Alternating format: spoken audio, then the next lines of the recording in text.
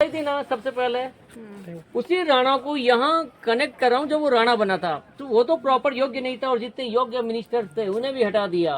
तो यहाँ की सामाजिक, आर्थिक, सैनिक स्थिति सब कमजोर हो गई। इस कमजोर स्थिति में गुजरात के सुल्तान बहादुर शाह ने हमला किया। इस बात का पता जब रानी कर्णावती को चला तो सभी मंत्रियों को लेटर लिख के बुलाया कि आप इस किले की सुरक्षा कीजिए, ये आपका ही धरोहर है।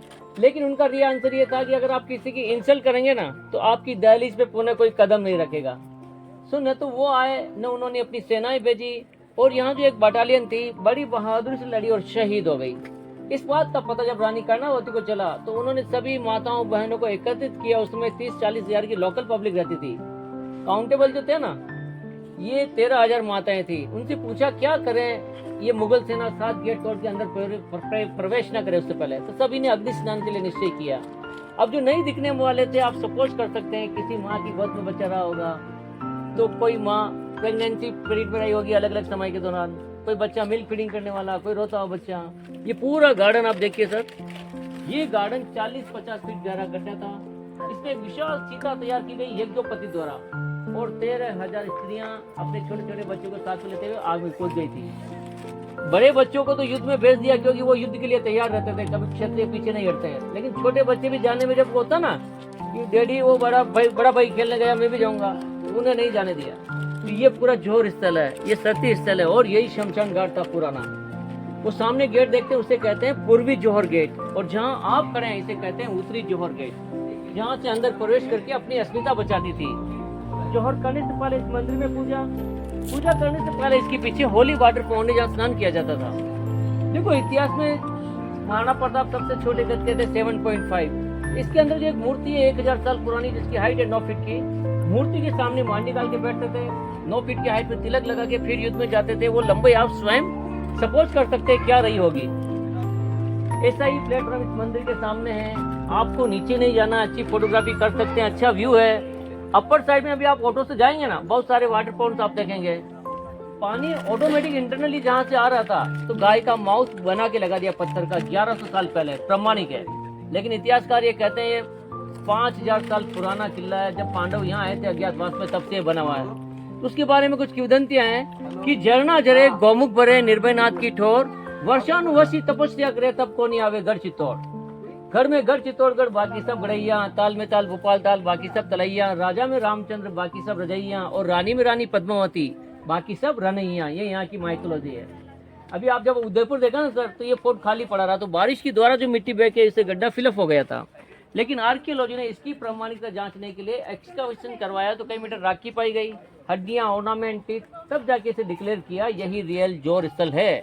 सो आज भी उन माताओं, बहनों, बच्चों के लिए जिनकी रियल लाइफ से पहले डेथ हो गई थी, उनकी आत्माओं को शांति प्रदान करने के लिए यहाँ यज्ञ करते हैं। एनुअली तारीखें चेंज होती, तिथि कभी चेंज नहीं होती। तो मार्च महीने की पहली एकादशी को सेलेक्ट किया हुआ है सर। ठीक है सर, अब यहाँ से आराम से उतरिए विशाल मूर्ति के। मीराबाई प्रॉपर जोधपुर से थी, भोजराज की पत्नी थी।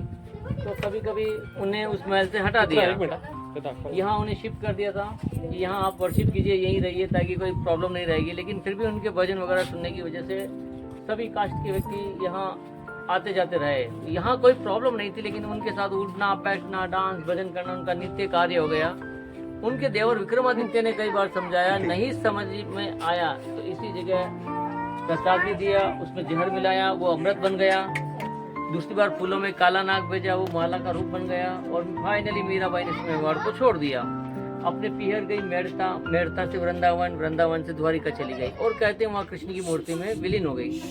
देखो श्रद्धा के हिसाब से विश्वास किया भी जा सकता, लेकिन ये जनरेशन को प्रैक्टिकली भी चाहिए। उनके छोटे देवर उदय सिंह बड़े हुए, उन्हें पता चला मीरा मेरी भाभी है, माँ समान है। जब वो वहाँ लेने पहुंचे तो देखते ही गेट बंद कर दिए, जिसे कपाट कहते हैं। जब वो कपाट तुड़वाए गए तो मीरा वहाँ गायब रही। लेकिन मूर्ति में विलीन होने का रीजन ये रहा, श्री कृष्णा की मूर्ति से साड़ी का पल्लू बाहर रह गया था। सीता जो धरती में समा गई थी, और मीराबाई जो कृष्णा की मूर्ति में, दोनों को समानांतर माना गया या पूजा गया। जबकि एविडेंस के हिसाब से देखते तो आज भी रावलपिंडी बापा रावल के नाम से बसी हुई उनके स्मारक वहाँ देखने के लिए मिलते हैं। और ये है रानी पद्मिनी का महल।